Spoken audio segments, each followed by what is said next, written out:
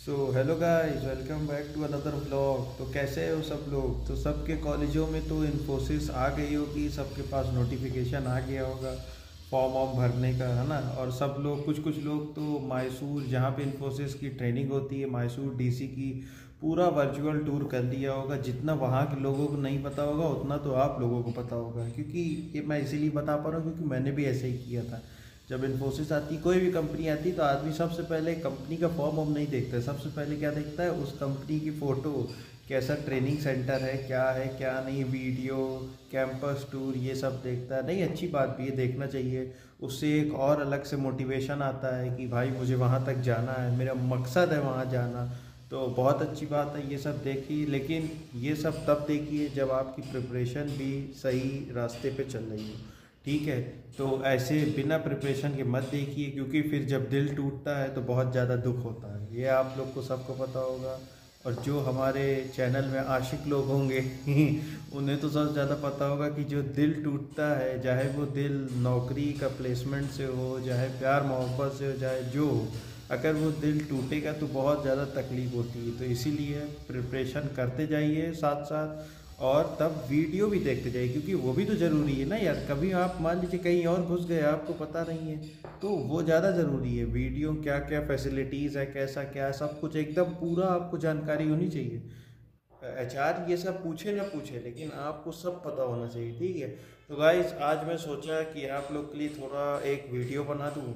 उस वीडियो का एजेंडा मेरा ये है कि जिस जिस फेज से मैं गुजरा हूँ इन्फोसिस की, जो जो ऑनलाइन टेस्ट हुआ मेरा, एचआर इंटरव्यू हुआ, मतलब आपके लिए मैं एक ऐसा बता दूँ कि आप लोग जो है बढ़िया से अपनी तैयारी कर लें। सो गाइस, सबसे पहले हम लोग एलिजिबिलिटी पे बात करते हैं कि 10 12 ग्रेजुएशन में कितना परसेंटेज होना चाहिए। ये इन्फोसिस वाले और भी बहुत सारी आईटी कंपनी इसीलिए रखती है ना यार, कि भीड़ छाटने के लिए रखती है। बाकी ऐसा कोई दिक्कत नहीं है। अगर मान लीजिए आपका नहीं है, आप एलिजिबल नहीं हैं, आप एलिजिबिलिटी क्राइटेरिया में ही आपका परसेंटेज कम है, तो ये कभी नहीं मतलब है कि आप जीवन में कुछ नहीं कर पाएंगे, ये कभी मत सोचिएगा। आपके लिए ऊपर वाला और अच्छे प्लान्स है। देखिए, God has always better plans for us, okay. तो आप हमेशा निराश मत होइए कि यार अगर वो 60% है, मेरा 58 पे अटक गया, कोई दिक्कत नहीं है। ऊपर वाले ने आपको भी भेजा है, आपको भी बीटेक करवाया है, तो आपका भी इंतजाम किया होगा, तो ठीक है। तो चलिए, अब सबसे पहले एलिजिबिलिटी क्राइटेरिया क्लियर कर लें भाई। 10th और 12th में 60% मिनिमम होता है, और मिनिमम लेते हैं वो, और ग्रेजुएशन में 65% मिनिमम लेते हैं।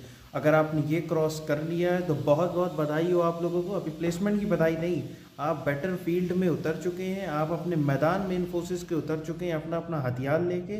अब आपको मैं बताऊंगा कि अपना अपना हथियार कहाँ पे कहाँ यूज़ करना है। सो गाइज, अब चलते हैं हम लोग। जैसे राउंड 1 उसमें होता है, पहला होता है ऑनलाइन टेस्ट। ऑनलाइन टेस्ट होता है राउंड 1 में। देखिए अब क्या आता है, अब आता है सबसे पहला ऑनलाइन असेसमेंट होता है। उसमें उसमें क्या होता है, 2 घंटे का पेपर होता है।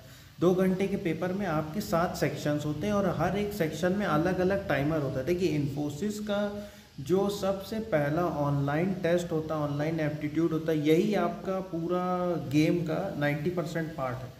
अगर आपने इसको निकाल लिया, अगर आपने इसको पास कर लिया, इसका जो भी क्राइटेरिया है उसको फॉलो कर लिया, और आप इसमें बढ़िया आपने नंबर ले आया, तो फिर आपको कोई नहीं रोक सकता। प्लेसमेंट से कोई नहीं रोक सकता। सिर्फ 10% रहता है, वो आपके लक के ऊपर रहता है, और 90% ये इसी पे ही डिपेंड करता है भाई।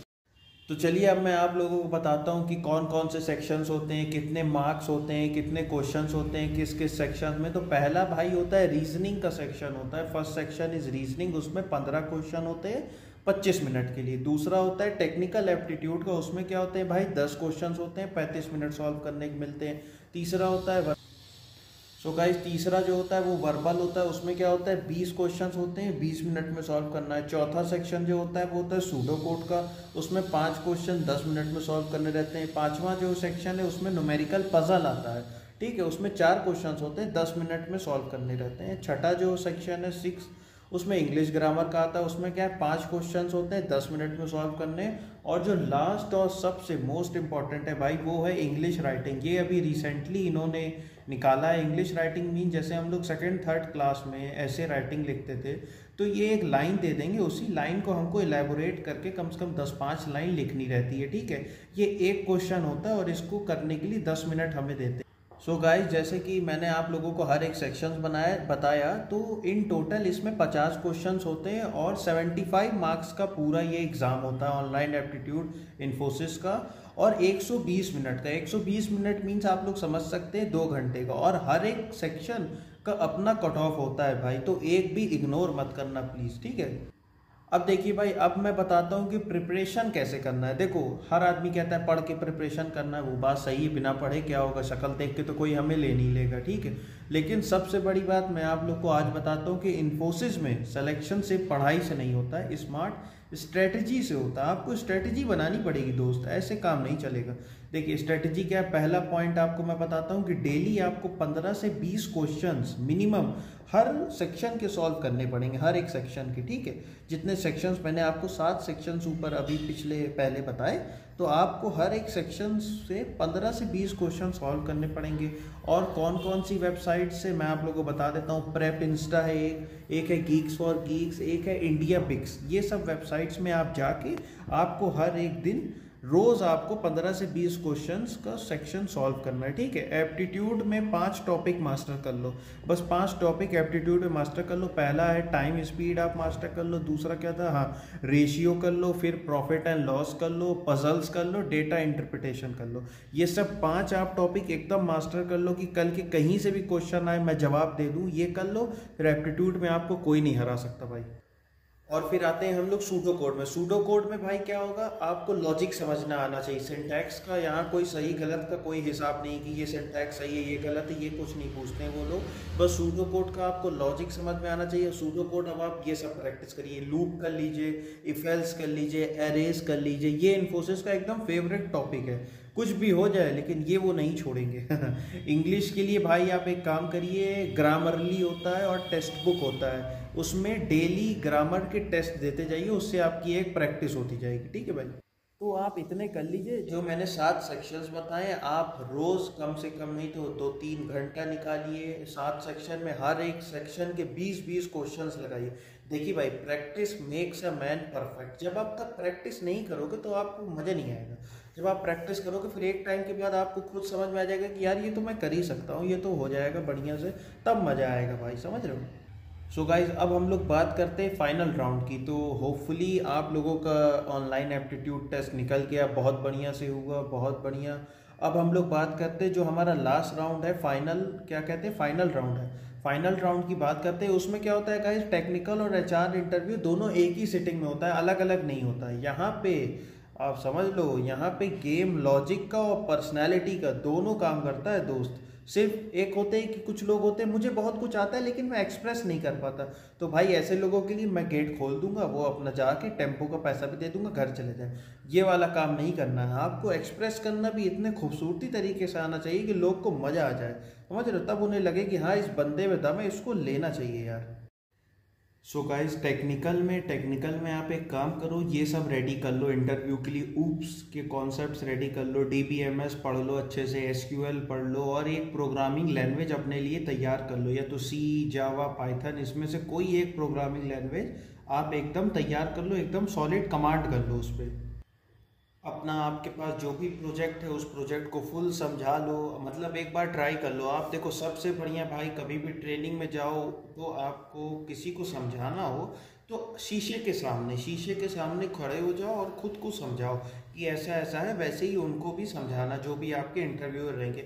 एक जो ट्रेंडिंग टेक्नोलॉजी चल रही है उसको अपने रिज्यूमे में मेंशन कर लो, AI हो गया, क्लाउड हो गया, IoT हो गया, जिसमें बारे में आपको पकड़ हो, ठीक है। ऐसे मत फर्जी चीज़ें कुछ मत डालना यार, ऑनेस्ट जितना रहोगे उतना आगे जाओगे जीवन में।